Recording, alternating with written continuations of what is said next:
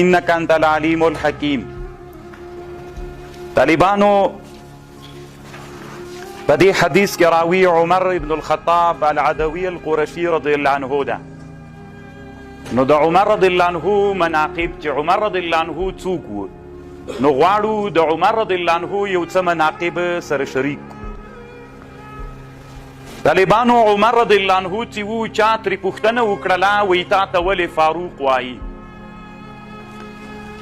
دی وایي وی 3 ورځې د ما د اسلام نه مخکې چې لا زه مسلمان سوی نه ومه، د ما د اسلام نه مخکې 3 ورځې مخکې حمزه رضی الله عنه ایمان راوړي و. حمزه ابن عبدالمطلب وایي زه جومات ته لاړلمه چې ابو جهل نبی علیه السلام ته کنځا کړې وې او حمزه رضی الله عنه نه و. هغه چې حمزه رضی الله عنه کور ته راغی، ښځې ورته وویلې چې د تا وراره ته نن ابوالحکم هغه کنځاوې وکړلې. حمزه رضی الله عنه راووت جومات ته راغی مسجد الحرام ته، قوس ورسره وله، قوس د هغې زمانې یو وسله وله، دا د هغه قوس د غیشي.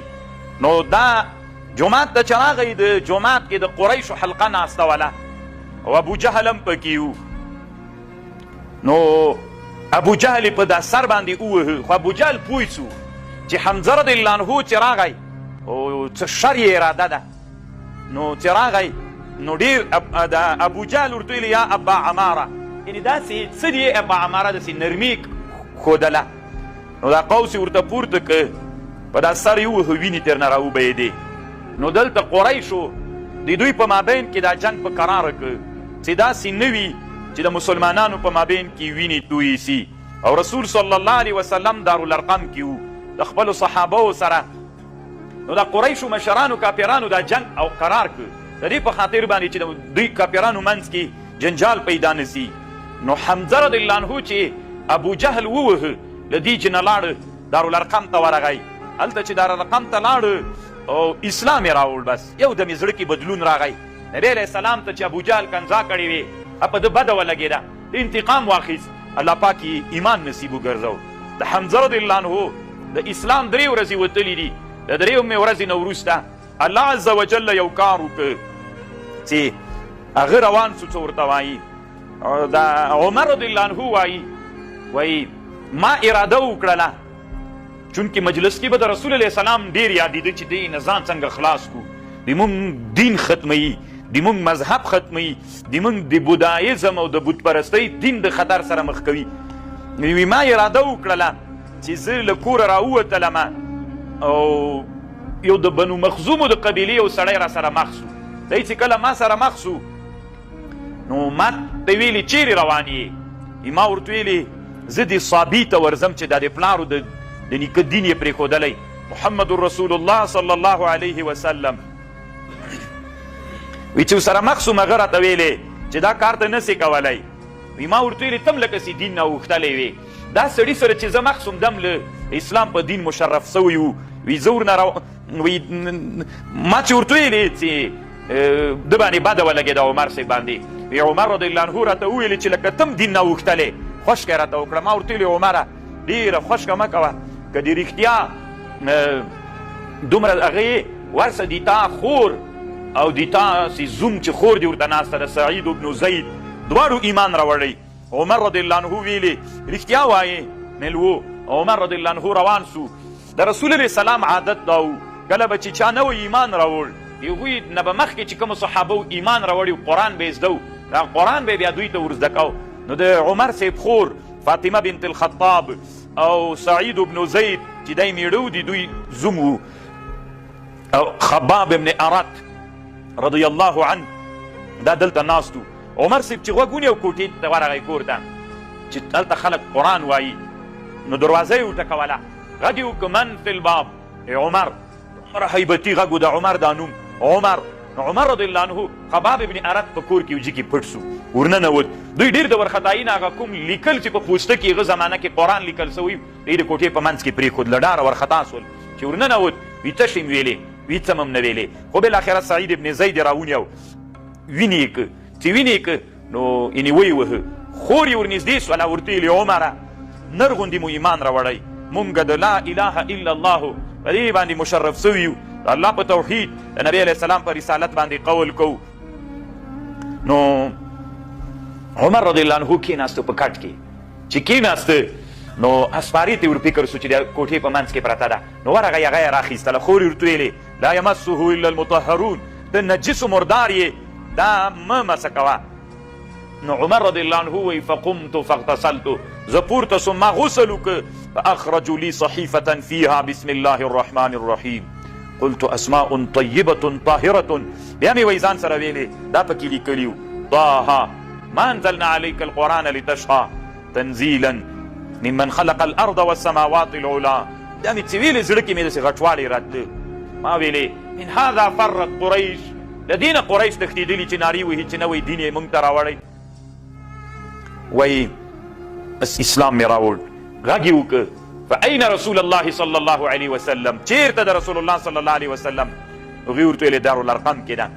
کله چې دا خبره وکړه چې رسول الله چېرته ده، هغوی ورته ویلې دارالارقم کې ده. کوټه کې دننه خباب ابن ارت پټ ناست و، هغه راووته. نو عمر رضی الله عنه ته یې ویلې پرون نبی علیه السلام دعا کړې لکه چې تا ته د نبی علیه السلام دعا قبوله سوې، داسې دعا یې کړې اللهم اید الاسلام باحب الرجلین الیک، یا الله پاکه په محبوب دي سړیو ایمان ته تقویت ورکې، یا الله پاکه عمر رضی الله عنه اسلام نصیب کې، یا د ابو جهل اسلام نصیب کې، ځکه دا دواړه داسې قوي خلک دي که ایمان نصیب سي الله عز وجل د دوی د اسلام د وجې نه په ټولو مسلمانانو باندې رحم کوي. وی بیا ستی را روان سلو، کله چې دارالارقم ته راورسېد، دا د صفا سره نږدې تقریبا یو کور و د عبدالله ابن ارقم یا د ارقم ابن الارقم د کور دروازه یې وټکوله، غږ یې وکړه من فی الباب، څوک یې؟ عمر. حمزه رضی الله عنه راغی رسول الله ته ویلې عمر ده، او نبی علیه السلام ورته ویلې وی که ایمان که شر ته راغلی زه کار کوم، او که خیر ته راغلی وي نو پرېږدئ. کله چې راغی طالبانو قوم پرې راټول سو، حمزه ورته ویلې ما لکم؟ قالو عمر. اول چې دروازه وټکوله صحابه ټول راټول سل، حمزه صاحب ورته ویلې څه دي؟ عمر د وی خلاصه کړي ورته دروازه. چې کله راننوته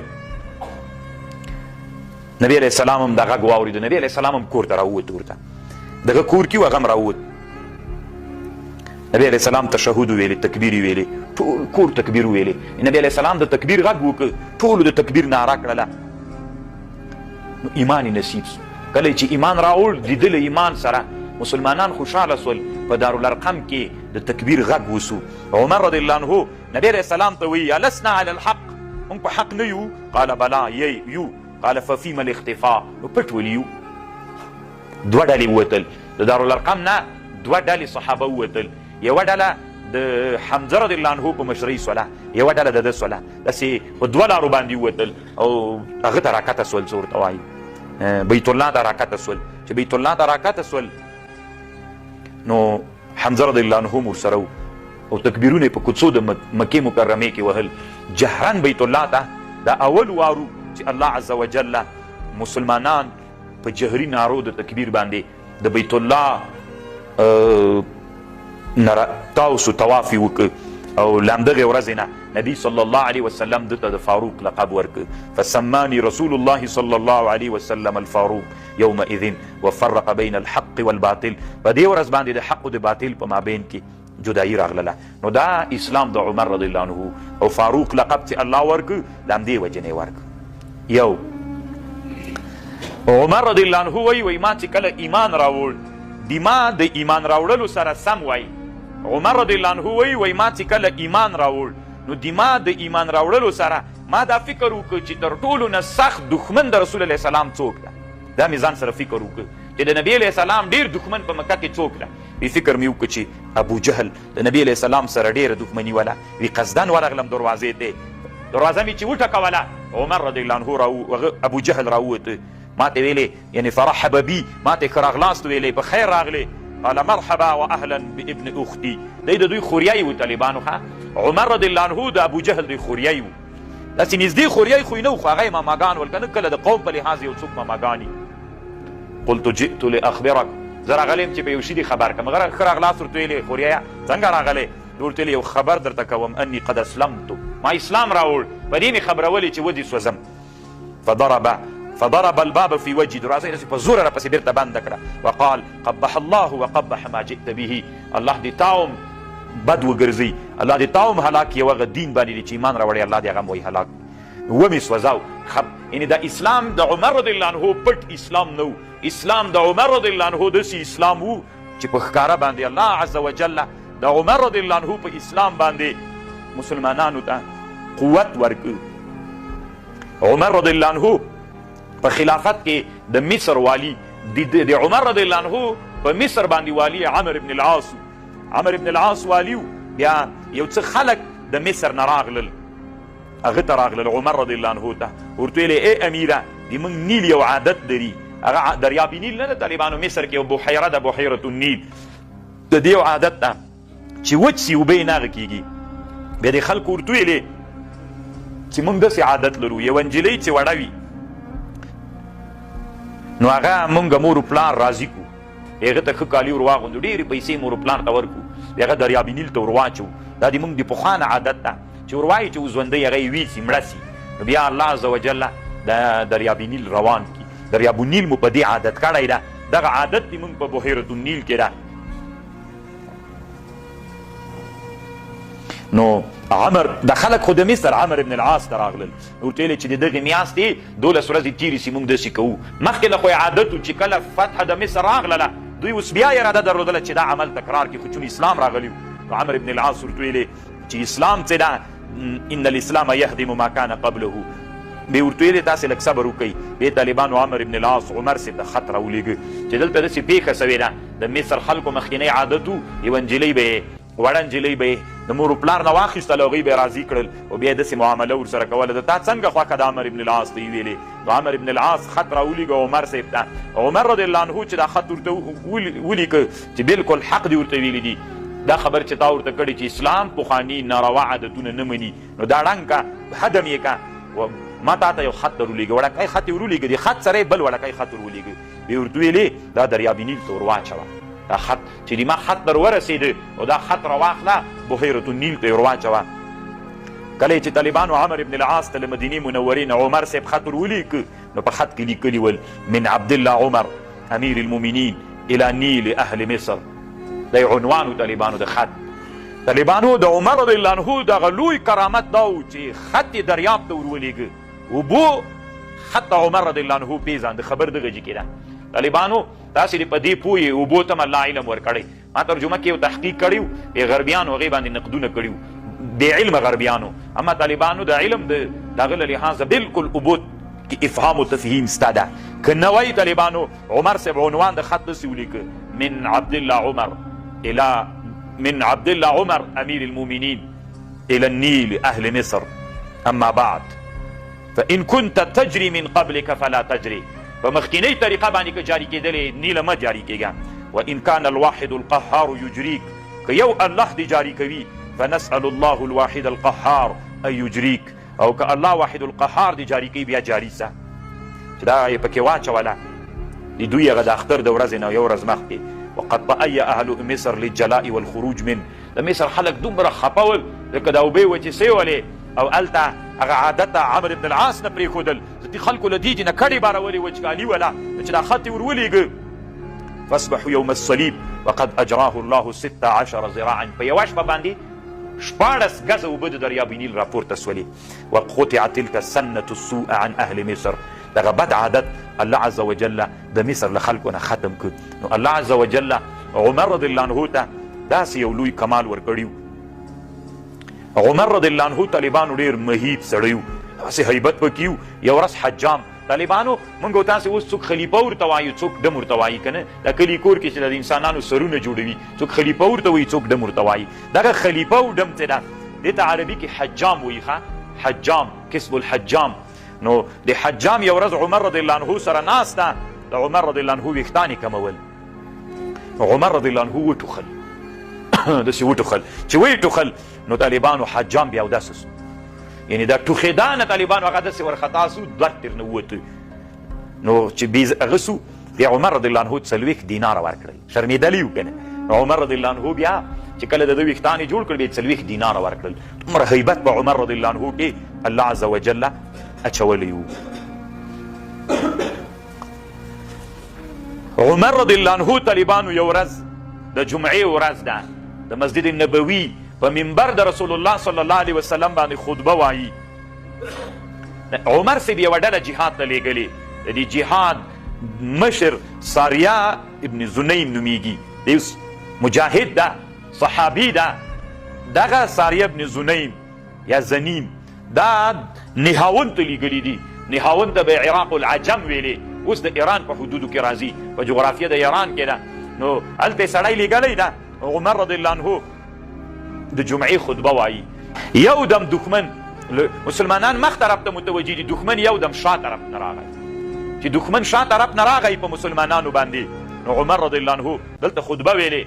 ای د مدینې له منبر نه نهاون ته قومنده ورکوله، یا ساریة الجبل، یا ساریة الجبل، یعنی اتق الجبل، اتق الجبل، د غره نه ځان وساته، د غره نه ځان وساته. عمر صاحب دلته په مدینه کې خلکو ته خطبه وایي، یو دم یې نارې کړلې، یا ساریة الجبل الجبل. خلک ورخطا شول. عمر صاحب موږ ته خطبه وایي، نارې دلته ساریه ته وایي. ساریه چېرته ده؟ دا شی کوي عمر رضی الله عنه. نو طالبانو چې کله دا خبر ورکړ، نو یوه میاشت بعد خلک راغلل. یوه میاشت بعد کله چې د جهاد نه خلک راغلل، نو عمر رضی الله عنه نه خلکو پوښتنه وکړله چې عمر رضی الله عنه داسې یو رښتیا چې کله خلک راغلل، نو هغه ساری بن زنیم ویلې، قصه یې کوله مجاهدینو چې داسې د جمعې ورځ وله دغه وخت د دښمن سره هغه جنګ روانو. مونږ فکر نه و چې دښمن له شانه راغی. الله عز وجل یو هاتفي غږ نارې ولې. هاتفي هغه غږ ته وایي، د موبایل ته هاتف وایي دوی که نه، ځکه مناسبت به وي. هاتفي هغه غږ ته ویل کېږي چې غږ وي سړی نه معلومیږي، دې ته هاتفي غږ وایي. نو موبایل ته ځکه دوی هاتف وایي. یو هاتفي غږ راتله، دې غږ کې داسې نارې ولې، یا ساریة الجبل الجبل، ای ساریه د غره نه ځان وساته او د غره نه ځان وساته. مونږ چې غره ته متوجه سولو چې رښتیا دښمن بیا دښمن مات سو.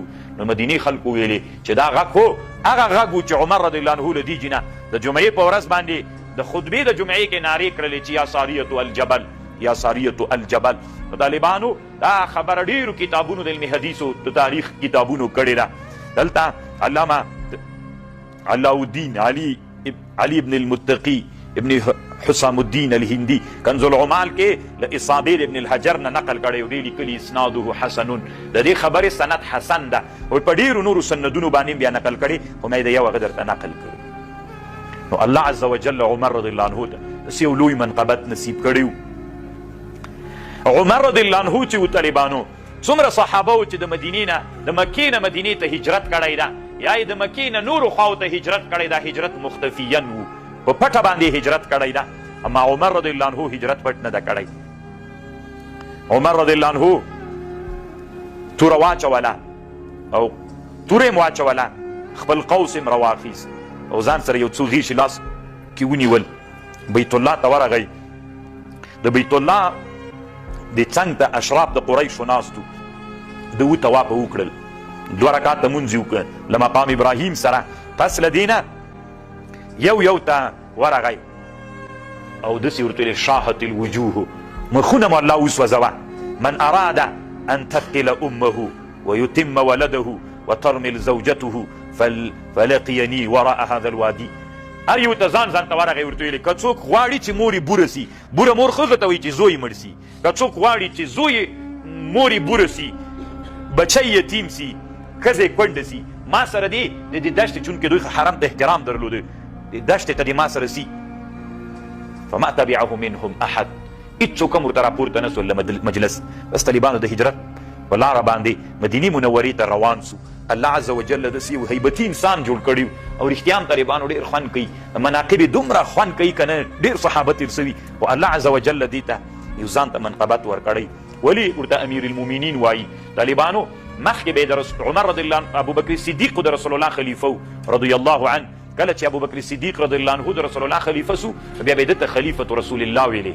عنوان کې به چې د خط لیکل کېده الی امیر المؤمنین عمر، الی خلیفة رسول الله، خلیفه د الله رسول ته ابو بکر خلیفه به ورته ویلې. عمر رضی الله عنه ته بیا څه ویلې؟ عمر رضی الله عنه ته خلیفة رسول الله ویلې. د یو ورځ عمر رضی الله عنه یعنی د امیر المؤمنین لقب اول عمر صاحب ته ورکړل سو. څنګه قصه واله؟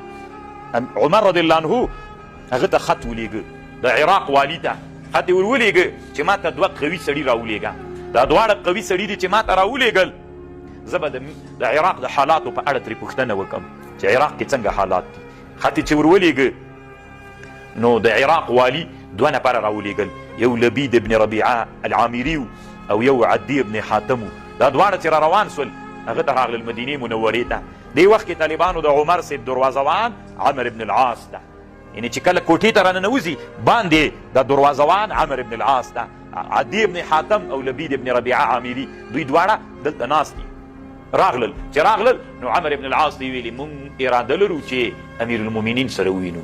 عمر ابن العاص ورته ویلي څومره ښه نوم ورته یاد که امیر المؤمنین. هی زه به ورسمه، تاسو ته به کوم ځای نه راغلي یئ؟ مونږ یې راغوښتي ولو، له عراق نه راغللو، د عراق حالاتو سره شریکوو. دا خو ډېره ښه ده. عمر ابن العاص عمر صاحب ته راننوت، ورته ویلي السلام علیکم یا امیر المؤمنین. عمر رضی الله عنه ورته ویلي څنګه د امیر المؤمنین نوم ذکر که؟ مخکې خو د خلیفة رسول الله ویلې. 2 نفره راغلي دي د عراق نه، هغوی دا لفظ استعمال که ما ته ډېر خوند راکړ. نو اجازه ورکړه، اجازه یې چې ورکړه طالبانو، لامدغې بیا ورسره راننوتل طالبانو او د عمر صاحب سره خپل مجلس وکړ. لامدغې ورځې نه وروسته طالبانو په کتابونو او په لیکونو کې عنوان داسې لیکل کېده من امیر المؤمنین من عبدالله من امیر المؤمنین عمر بن الخطاب. مخکې خو خلیفة رسول الله لیکل کېده، اوس عنوان داسې لیکل کېده امیر المؤمنین امیر المؤمنین عمر. داسې عنوان په کتابونو کې د دې نه بعد ذکر سو. نو اول هغه څوک چې په امیر المؤمنین ملقب سوی ده هغه عمر رضی الله عنه ده، یعنی د مسلمانانو امیر. عمر رضی الله عنه چې و الله عز وجل دومره الهیت ورکړی. یو ورځ د مصر والی عمر ابن العاص یو صحابي راولېږه چې د هغه نوم و، هغه نومېده څه ورته وایي معاویه ابن خدیج نومېده. معاویه ابن خدیج ته یې ویلې وی ته لاړ سه فتح د اسکندریې سه یې وله. اسکندریه په مصر کې یو ښار ده د مدیترانې دریاب په غاړه باندې، د دې فتح سه یې وله. عمر ابن العاص معاویه ابن خدیج ته ویلې وی لاړ سه عمر رضی الله عنه باندې زیری وکړه او د مدینې خلکو ته زیری ورکړه چې الله عز وجل فتح د اسکندریې راوستله. نو کله چې معاویه ابن خدیج راغی جومات ته راغی، د جومات د مسجد نبوي ته ناست انتظار ده چې ګوري وه وړه نجلۍ راغلله جومات ته. چې راغلله نو پوښتنه یې ترنه وکړله وی ته څوک یې دلته جومات کې ناست یې؟ ده ورته ویلې زه معاویه ابن خدیج یم، عمر ابن العاص قاصد او رسول را لېږلی یم. او د عمر رضی الله عنه سره مې هغه نجلۍ ولاړله منډه یې کړله. چې لاړله عمر صاحب ته یې وویلې چې یو سړی راغلی د مصر نه عمر ابن العاص را لېږلی، معاویه ابن خدیج نومیږي، نو ته ورسره وینې؟ ورته ویلې ورسه زر یې راوله. نو دی پوه سو طالبانو، ځکه هلته جنګونه اشتباکات موجود ول. دی چې ور روان سو عمر رضی الله عنه طالبانو په یو لاس کې دا لنګ نیولی و، په بل لاس یې دا عربو کې یو عادت دا و طالبانو، تاسې د دې ته فکر وي عربو ټول عمر کالي نه دي اغوستلي. د نبي علیه السلام زندګي چې ګورئ، نبي علیه السلام به لکه د احرام غوندې نه د عرب داسې زندګي ډېره کوله. یو به لنګ و طالبانو کمیس به صحیح ده، نبي علیه السلام ته محبوب کمیس و، خو زندګي د عربو ډېره داسې وله. یو به لنګ یو څادر به لنګ و، یو څادر به پاس نه اغوستی و، لکه د احرام حالت څه وي داسې زندګي د عربو ډېره وله. داسې خو اوس چې افغانستان کې کوم ملا وګرځېږي بیخي به خدای دې چا فتوا پرې ولګوي، ځکه انسان چې متاثر کېږي چا نه ډېر متاثر کېږي؟ ټولنې نه. او اصل کې طالبانو د رسول الله او د عمر رضی الله عنه دغه حالت کې هم داسې و، په یو لاس یې طالبانو لنګ نیولي و، په بل لاس د څادر داسې چې اړولي نیولي و، تیز را روان و. دی چې ور روان سو ورته ویلې ما عندک معاویه ابن خدیجه څه دي د سره؟ قال خیر یا امیر المؤمنین فتح الله الاسکندریه، الله فتح د اسکندریې راوستله. فخرج معي الى المسجد، جومات ته راننوت طالبانو. عمر باندې ورته راوتلي چې دا معاویه ابن خدیج سره مخ سو، وایي څه خبر ده؟ ورخطا سو کنه چې یا به څوک شهیدان سي یا به څه خبر وي، وایي څه خبر ده؟ وایي فتح الله الاسکندریه، الله فتح د اسکندریې راوستله. بس طالبانو جومات ته ورسره ننوته. فقال للمؤذن اذن في الناس، غږ وکړه الصلاة جامعة، منځه وخت ده. فاجتمع الناس، خلق را جمع سول. هغه مؤذن اعلان وکړ کنه د مدینې خلق راټول سول یو دم، ټول مدینې جومات ته. ثم قال لي قم فاخبر الناس، ورته خلکو ته خبر ورکړه. فقمت ودرېدم فاخبرتهم، خبر مې ورکړ چې الله عز وجل فتح د اسکندریې راوستله او زه له مصر نه راغلم، عمر بن العاص راولېږلم، مسلمانان خوشحاله سول. فاخبرتهم ثم صلى ودخل منزله واستقبل القبلة فدعا بدعوات ثم جلس فقال يا جارية هل من طعام. چې کور ته ننوتلم ډوډۍ راته راوړه، خوره تیلو وچه ډوډۍ وه، زیتونو تیل دا وچه ډوډۍ مو پکې چوکه کوله خوړل مو خوره ما د حیا د وجې نه خوړلی نسو بیا ویلې خوره خو لنډه دا چې ډوډۍ مې وخوړله وی خرما راوړله هغه مې وخوړله وي ما ته حیا ډېره راتلله وی ما ته ویلې چې ته خو جومات ته راغلی وې ډېر وخت جومات کې ناست ولې نو ته چې جومات کې ناست ولې دا خبر دې راوړی نو انتظار ولې ما ته ولې دې ما ته خبر نه راوړی څه دې ویلې دې ځان سره ته خو ډېر مخته راغلی وې او ته نه جومات کې ناست ولې خو کور ته به راغلی دروازه به دې ټکولې او خبر به دې راکړي ته جومات کې ناست وې تا ځان سره څه ویلې دغه ټکی طالبانو ټکی ده وی ما ورته ویلې قلت امیر المؤمنین قائل ما ویلې امیر المؤمنین به د غرمې په خوب باندې ویده وي دی څه ورته وایي بئس ما قلت او بئس ما ظننت لئن نمت النهار لأضيعن الرعية که زه د ورځې ویده سم لأضيعن الرعية رعیت به ضایع سي زه د ورځې څنګه خوب وکړم د دومره لویې اسلامي امپراتورۍ واک راکړل سوی ده که زه د ورځې ویده سمه نو لأضيعن الرعية رعیت به ضایع سي باید زه د رعیت کار وکړم ولئن نمت الليله لأضيعن نفسي نه د ورځې ویده کېږم نه د شپې که د ورځې ویده سم رعیت به ضایع سي او که د شپې ویده سم لأضيعن نفسي فكيف بالنوم مع هذين یا معاویتو کاشکې دې ښه کار دې نه ده کړی چې دا څنګه راغلی ډایرکټ به دې ما دروازه ټکولې وه انتظار به دې نه و کړی زه چې د اسلامي امت رهبر یم زه به څنګه د ورځې ویده کېږم نه ویده کېږم تاسو ځان سره فکر وکړئ طالبانو چې الله عز وجل اسلامي د اسلام فرش ورځ تر بلې په اسلامي امت باندې غوړوه لکه دلته چې خبر ورته راغی چې د اسلام فرش تر اسکندریې مو وغوړېده نور وغوړېده همداسې نن اسلامي امت طالبانو ورځ تر بلې نه د اسلام هغه فرش راټولیږي علت یې دا د طالبانو داسې مخلص رهبران موږ نه لرو لکه عمر رضی الله عنه غوندې چې الله عز وجل عبدالله بن عباس صاحب یو ورځ د عمر رضی الله عنه پښې چاپې کولې عمر رضی الله عنه ناست و عبدالله بن عباس رضی الله عنه یې پښې چاپې کولې یعنې صحابه دومره ورته احترام درلوده او د عمر رضی الله عنه ګوته چې وه دا مهر پخوا وخت کې دا ګوتې د مهر په جای استعمالېدې نو د عمر رضی الله عنه په ګوته کې نقش داسې و کفا بالموت واعظا یا عمر کله کله طالبانو انسان ته وعظ وکړه خبرې ورته وکړه له خپل مدار نه راګرځي دی څه ورته وایي کفا بالموت واعظا یا عمر عمره مرګ د تا دپاره وعظ بس ده سړی چې په دې فکر وکړي چې ورځ مړ کېږم بس همدا واعظ بس ده بل واعظ ته ضرورت نشته طالبانو عمر رضی الله عنه کې دومره هیبت پروت و دومره هیبتي سړی و عایشه رضی الله عنها وایي یو ورځ رسول علیه السلام ته راغلم او ما خزیره پخ کړې وه خزیره طالبانو مونږ ورته کاچي وایو بعضې خلک ورته لیټۍ وایي دا داسې یو شی د طالبانو د هغې نه اوړه راواخله اوړه او غوړي بس دا اوبه مو ورسره وي غوړي نه وي پکې اول کې اوبه او اوړه راواخله دې نه یې داسې لړي لړي چې ښه پخه سي بیا داسې کاسو کې واچي یا په غوریانو کې منځ کې داسې کنده غوندې وباسي غوړي منځ کې اچوي فکر کوم تاسو کې به عادت وي که نه دې ته مونږ خپله پښتو کې کاچي ورته وایو او بعضې خلک ورته لیټۍ وایي نو دا د لیټۍ لفظ لږ عام ده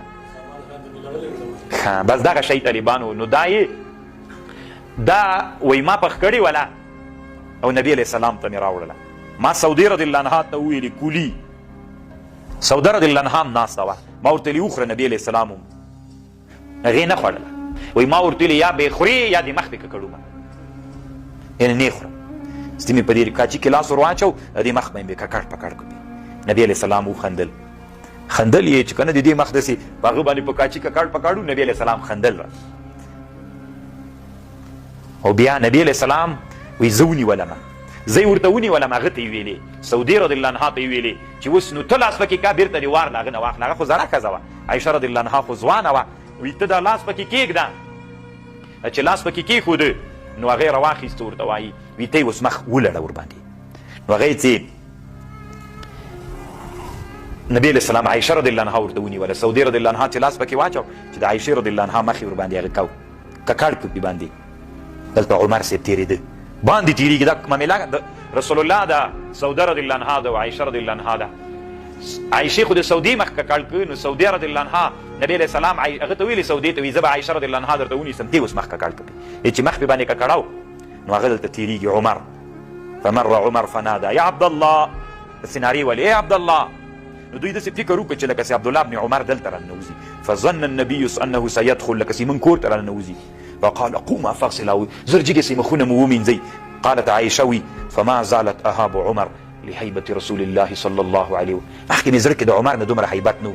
په دې ورځ مې چې ولید چې عمر رضی الله عنهم رسول الله صلی الله علیه وسلم هم له عمر نه دومره هیبت کوي، یعنې چې ما زې غږ واورېده زر زر کوي مخونه مو مینځئ. له هغه ورځې نه وروسته الله عز وجل د ما په زړه کې هیبت د عمر رضی الله عنه واچو. دومره لوی هیبتي سړی و طالبانو. عائشه رضی الله عنها وی زینوا مجالسکم بالصلاة علی النبي صلی الله علیه وسلم وبذکر عمر بن الخطاب. کله چې مجلس موږ جوړ کړی نو په مجلس کې پر رسول الله درود وایي، او بل دا عمر رضی الله عنه مجلس کې ډېر یادوي، ځکه د هغه تاریخ او د هغې خبرې د انسانانو دپاره مسیر بدلوي. انسانان د خپل مسیر نه عمري مسیر ته رااړي. رښتیا د طالبانو دومره خوند کوي او دومره ښه تاثیر په سړي باندې کوي. خو طالبانو یو ورځ نوره مناقب یې درته وایم، بیا د نورو صحابو ډېر نه درته وایم ځکه بیا اوږدېږي خبره. خو د ده مناقبو باندې طالبانو یو ورځ بیا سبا ته م انشاءالله بحث کوم. نن به مې یو څه پې باندې وغږېږو، هغه هم ټول نه وایم، داسې مختصر یې وایم. د تاریخ په اوږدو کې طالبانو یو کال راغی، دې ته کال د عام الرماد ویلې، کال د عام الرماد یې ورته ویلې. دا د عمر رضی الله عنه په زمانه کې 18 کال د هجرت و. دا داسې کال و چې غریبي وه لکه نه چې ورته حیرانه بسې بیخي تر حده ډېره غریبي په مسلمانانو باندې راغلله. یو ورځ عمر رضی الله عنه ناسته د خېټې یا چې وږه سي خېټه که نه داسې قرقر غوندې کوي. نو عمر رضی الله عنه د خېټې قرقر وکړه. عمر رضی الله عنه به تیل خوړل طالبانو، تیل غوړي نه خوړل، تیل یې خوړل. بیا خپلې خېټې ته څه وایي داسې اشاره یې ورته کړه، داسې چوخ کړله وقال تقرقر تقرقرك، قرقر کوه په خپل قرقر کولو دی. لا والله انه ليس لك عندنا غيره حتى يحيي الناس، چې خلکو کې بیرته حیات ژوند نه راغلی، قسم په الله کې درکم زر واریم که قرقر وکې نه یې درکوم تر څو چې مسلمانان اسلامي امت بیرته ژوندی نسي. ځکه هلته ډېر خلک مړه سول، انسانان داسې یو لوږې سره مخ ول چې ته به ورته حیرانه سي. نو دی ورته وایي که قرقر کوې که یې نه کوې هېڅ فایده نه درته کوي. قسم په الله چې انسانان ژوندي نسي که تا ته خو زه غوړ خوراک درکمه. الله عز وجل طالبانو دومره د رعیت او خپل مسؤلیت ته متوجه کړي وو. عمر رضی الله عنه چې و په خپل ځان باندې طالبانو په عام الرماد کې غوښه حرامه کړې وه. وایي زه به غوښه ونه خورم تر څو چې خلک ونه خوري، چې خلکو غوښه نه یې خوړلې زه غوښه نه خورم. د عام الرماد په کال باندې د عمر رضی الله عنه یو زوی ده، خټکی ورسره ده په لاس کې، لاس کې خټکی یا هندوانه ورسره ده خوري. دی څه وایي بخن بخن یا ابن امیر المؤمنین تأکل الفاکهه و امة محمد صلی الله علیه وسلم هزلا. واه واه د امیر المؤمنین زوی به میوه خوري او د نبی صلی الله علیه وسلم به له لوږې نه ډنګر وي. نو ترې روا یې خیست طالبانو، دا وړکی هلک و چې ترې روا یې خیسته طالبانو، هلک لاړو زړلې. فاسکت عمر بعد ما سأل عن ذلك قالو، چې پوښتنه یې وکړله طالبانو دې په اړه چې دا یې له کومه کړي ول. نو دا د عمر رضی الله عنه زوی چې دغه خټکی اخیسته یا د هندوانه، دی یو موټی د خرما و، د خرما زړي نه دي طالبانو، دوی دا مخکې د هغه اوښانو ته ورکول خرڅېدل. دا وړکي هلک د خرما زړي راوړي ول یوه لپه، دی باندې طالبانو د یوه پله د خرما اخیستې وله مامانه په لاره تېرېده، د هغه نه یې دا اخیستې وله. خو عمر رضی الله عنه بیا هم ویلې واه واه امیرالمؤمنین زوی به هغه خوري میوه خوري و امة محمد صلی الله علیه وسلم هزلا، د نبی علیه السلام امت به ډنګر وي. طالبانو دومره ډېر درد د عمر رضی الله عنه سره موجود. طالبانو عمر رضی الله عنه نه په خپل خلافت کې یو روحاني شخصیت و. طالبانو د بادشاهي په اصلي معنا پوهېده. وړه دوره چې ما سره چا کړې طالبانو تاسو ته مې ویلي ول، دغه کې وایي علامه ابن خلدون وایي د بادشاهي اصلي مقصد دا ده چې دنیا به آبادوي. اصلي د بادشاهي مقصد څه ده؟ آبادي د دنیا ده. نو هلته زه تېغه دنیا آبادوي که بده ځکه الملک بالجند والجند بالمال والمال بالخراج والخراج بالعماره. دغه عمارت طالبانو ځان نه به بزرګان راته نه جوړوي چې دنیا نه خوښوي. کله رعیتداري دي چې کوله، دا اوس طالبانو زه چې سبق ته راتلم یو سپین ږیری سره مخ شو، وایي دغه پوسته کې مې نه پرېږدي چې کور جوړ کړم. تر څه وخته پورې تر څه وخته طالبانو خلک د ذاتي کورونه نه جوړوي؟ اسلامي نظام راغلی نن چې ډېر خلک شکایت کوي طالبانو د کور نه کوي. کاش کې طالبانو یو د حل لاره ورته پیدا شي د خلکو بیچارګانو چې کور جوړي خو پرېږده آبادي کوي. دا غصب سودالس یو ترتیب 3 کاله بعد هم یو ترتیب نه جوړېږي، نو باید جوړ شي طالبانو. نو خبره داسې وه طالبانو عمر رضی الله عنه دې ټکي ته ډېر متوجه سي طالبانو دا ډېره خوندوره خبره ده. کله چې عام الرماد د مصر والی عمر بن العاص او د مصر والی عمر بن العاص ته خط ولیږه من عبد الله عمر امیر المؤمنین الى عاص بن العاص، قصداني داسې خط ورته ولیکه. هلته خو دا د ده والي و د داسې ورته ولیکل من عبد الله عمر امیر المؤمنین الى عاص بن العاص، ګناهګار دی ګناهګار زوی. خط یې چې ورولیکه السلام سلام اما بعد ولعمري يا عمر ما تبالي اذا شبعت انت ومن معك. ته به څه باک وکې چې تو اهل دې ماړه یې، ومن معك ان اهلك انا ومن معي. ته د مصر والی یې ګناهګار دی ګناهګار زویه، سرکش دی سرکش زویه. ته څه باک کوې چې تو اهل دې ماړه یې، زو د اسلام رعیت وږي. دا څه باک ده ورباندې؟ فیا غوثاه کومک یې ترې وغوښته، کومک وکړه. خط یې چې ورولېږه نو عمر بن العاص طالبانو چې دا خبره د خط وکړه خوند یې ورکړه، تاثیر یې پرې وکړه. کله چې طالبانو یو د نصیحت خبره د زړه له درده وي چاته، په سړي بده نه لګېږي. تاسې ژوند کې تاسو فکر وکړئ. ما تاسو ته د هغه په ورځ باندې یوه خبره وکړه، د افتتاح په ورځ باندې کوم په یاد وي د انسانانو په زړونو کې چې کوم مردارۍ موجود وي چې ته خبره وکړې هر څوک د خپل هغه دغه بد هغه انتظار کوي که نه. هغه چې زه والي سره ناست وم وزیر سره، چې یو څه فکر کوه بل څه فکر کوه بل څه فکر کوه، زه د څه دپاره ناست وم که نه. نو عمر بن العاص ته چې خط ولیکه، عمر بن العاص ته دومره خوند ورکړه د خبرې له ځان سره واغوصاه. خبره عمر بن العاص ځان سره تکراروله، بېرته یې خط ورته ولیکه. فكتب إليه عمرو بن العاص لعبد الله عمر أمير المؤمنين من عمرو بن العاص أما بعد فيا لبيك ثم يا لبيك. داسې ورته ولیکل، بیا داسې ورته ولیکل وي دومره غټه قافله مې در ولېږله په غنمو باندې بار، چې یو سر به یې په مدینه کې لکۍ به د دې قافلې په مصر کې وي. اسلامي امت طالبانو دې ته ضرورت لري چې د اسلامي امت رهبري کوي، خلک ته به د لوږې غم به یې خورې. خبر خو پوهېږئ که نه؟ زه طالبانو د تېرې جمعې په ورځ د پنجشنبې په ورځ چې تاسې نه لاړم یو چېرته مېلمانه ول، ما ته کله کله خلک ملګري راته وي چې ته لږ ګزاره کوه، مې زړه مې درد کوي. کاشکې خلکو نه پېژندلی نه به یې راته ویلې. ځوان ودرولم ډوډۍ او داسې ته راووتلم، ما ته ویلې وایي حماسي صاحب ملآن وایي زه د افغانستان د هغه ځوانانو مشر یم چې هغه ترکیې او ایران ته تلل مړه سوي دي، ورک دي ژوندي، د هغو نماینده یم په افغانستان کې. ملخه نه قسم د وي دا ځوانان نه فحشا ته تلل نه منکراتو ته تلل، غریبي پسې اخیستي وو. دلته هېڅ شی نشته، چا کوزده کړې چا ورور ته کوزده کړې ده، مزدوري پسې روان. دومره عکسونه یې راوښودل که نه وي تا به نه یې لیدي. زه ما ورته ویلې دا زه په انټرنېټ کې ګورم وي تا نه دي کتلي. ته ویلې دا عکسونه دومره مړو افغانانو ځوانانو عکسونه ورسره وو چې د ترکیې او د ایران په مرګ شهیدان سوي ول. ده ویلې اوس د امام یو ورور ورک ده په دې کې، تاسې من حیث الامارت دا مسؤلیت لرئ. اوس که د ما ورور مړ وي هر سهار مې چې مور راجېږه سي وایي په دې ارمان چې ما خوب لیده چې ورور دې راغلی وي، ټول کور مو خور مو دیني تعلیم کوي، معلمه ده، مریضه ده بیخي دی. مونږ څه وکړو؟ ده دا غوښتنه وه چې متقي صاحب نه که ته ما ته وخت واخلې او چې زمونږ ورسره کینو چې دومره اوسي چې اوس ډېر جونې دي پېغلې نجونې دي د دغه هلکانو په تمه ناستې دي که مړه چې دومره وکړي رابطه وکړي د ترکیې حکومت سره یا د ایران سره. بعضې مجهول الهویته مړي دفن سوي دي، خو هغوی د ډي ان اې معاینه کړې د معلومات یې وکړي چې دا د پلانکي خاندان سړی دی، هغوی به اطمینان سي نجلۍ به بل وکړي یو بل ترتیب به برابر شي. دا د چا کار د طالبانو چې د خپل رعیت پوښتنه وکړي. عمر رضی الله عنه چې کله په عام الرماد کې د عام الرماد په کال باندې عمر رضی الله عنه عمر بن العاص ته داسې خط لیکي من عاص الى عاص بن العاص سلام اما بعد فلعمري يا عمر يا عمر ما تبالي اذا شبعت انت ومن معك. د تا څه باک ته چې ته موړې څوک هم موړله. اهل دې ان اهلك انا ومن معي، زو اهل مې چې مړه کېږم د تا څه پې باندې باک ده. نو هغه بېرته خط ورته راولېږه، خط کې داسې ورته ولېږل دومره غټه قافله مې در روانه کړله د غنمو له خوراکي شیانو نه بار، چې یو سر به په مدینه کې بل سر به په مصر کې وي. قافله راورسېدله طالبانو مدینې منورې ته، سخته وچکالي او قحطي وه. دا په تاریخ کې ډېر مشهور کال د عام الرماد چې کله قافله راورسېدله طالبانو.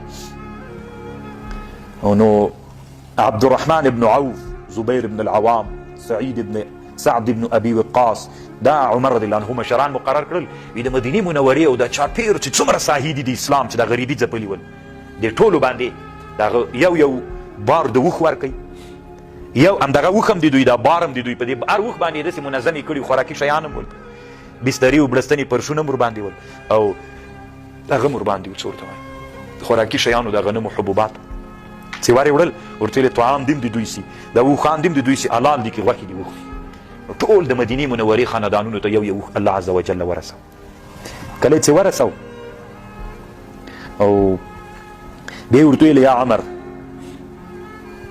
بیا دا باندې ډېر خوشحاله سو عمر صاحب خط یې ولیږه بېرته عمر بن العاص ته داسې خط یې ورته ولیکه ای عمره الله خو په مصر باندې په مسلمانانو ته الله فتح د مصر راوستله او مصر ډېر ښه د حاصلاتو جای ده او ډېر خیرونه پکې دي نو نه وایي چې مصر فتح سو عمر صاحب ورته وایي دې چې تم فکر وي طالبانو ځکه تاسې خالص داسې فکر کوئ چې د دنیا زه چې مثلا د دې ملت راعي و شپونکی سم که نه عمر رضی الله عنه وایي که د دجلې د بیالې لاندې یو پسه غورځي مړ کېږي پوښتنه به یې په ورځ د قیامت له چا نه الله کوي له ما نه به الله کوي چې ولې دا پسه مړ سوی دی ولې غورځلی پول دی ولې سم نه جوړ کړی نو د دې پوښتنه به الله د مسؤل نه کوي راعي نه به یې کوي کله چې عمر رضی الله عنه ورته وایي ما چې کله فتح د مصر راغله ما په زړه کې یوه خبر راوغورځېدله هغه خبر دا وه چې باید د مصر نه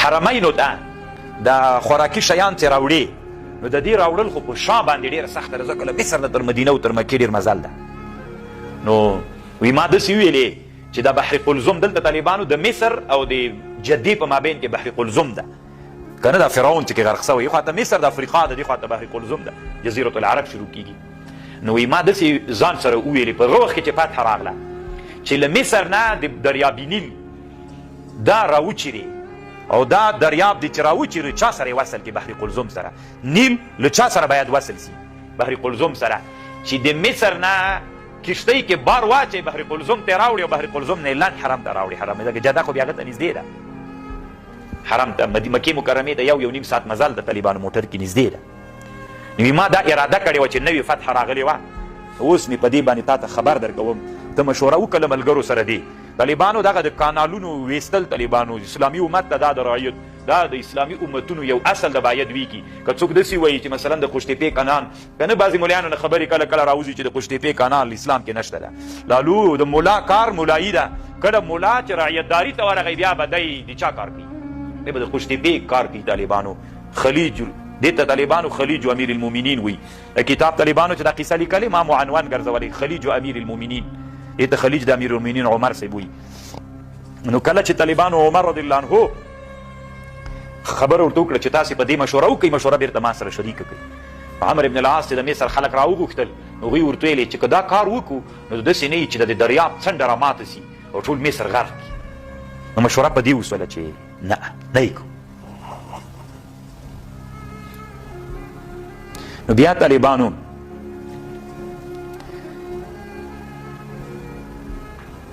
بیا یې امر دې باندې وکړه طالبانو چې مشوره په دې باندې راغله چې کېږي نه نو عمر ابن العاص له مصر نه روان سو مدینې ته راغی چې مدینې منورې ته راغی د مشوره یې ځان سره اخیستې چې عمر صاحب سره یې مخامخ شریکه کړي لکه مصر ډېر آباد وطن و روانې اوبه یې درلودلې نو باید اسلامي امت چې د خپل امت چلوي امت له احتیاج نه خلاص شي کاد الفقر ان یکون کفرا کله کله طالبانو د فقر سبب د چا ګرځي تاسې ووینئ طالبانو موږ په افغانستان کې چې ډېر د باطل په سب کې ولاړو د غریبۍ د وجې نه او دا د اسلامي امت یو ضرورت ده عمر ابن العاص راغی مدینې منورې ته عمر رضی الله عنه سره چې کېناست عمر رضی الله عنه ورته وخندل ورته ویې ویلي وي ته رایه مه راته وایې زه به درته یم تاسې په دې مشوره کړې ده چې نه کېږي دی حیرانه سو چې دا چا ورته ویلي دي هغه ورته وخندل وی خبره خو همداسې ده تا چې کومه خبره کړې صدقت والله یا امیر المؤمنین لقد كان الامر على ما ذكرت موږ مشوره په دې راغله چې نه دا کار نه کوو خیر د اوښانو په شا باندې به د اسلامي امت د لویې امپراتورۍ مرکز مدینې منورې ته په دې په شا باندې شیان راوړو ځکه مدینه منوره خو هغه وخت کې ډېر په شور و ځواک کې وه